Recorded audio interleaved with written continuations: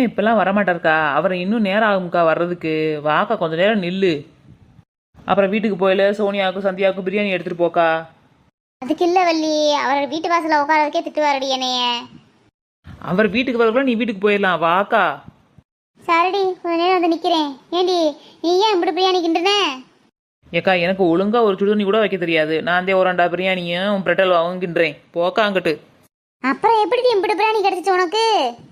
ஏக்கா ரோட்டோரமாக நடந்து போய்கிட்டே இருந்தேன். அங்கே பக்கத்தில் ஒரு கல்யாண மண்டபத்தில் ஏதோ விசேஷம் போல் அங்கே சமைச்சு வச்சுருந்தாங்க. பார்த்தேன், தூக்கிட்டு ஒரே ஓட்டமாக ஒடியாந்துட்டேன் தாண்டாவை. அடிப்பாவி. நல்லா கமகமன் மணக்குதே பிரியாணி. போய் என்ன விலைன்னு கேட்போம்.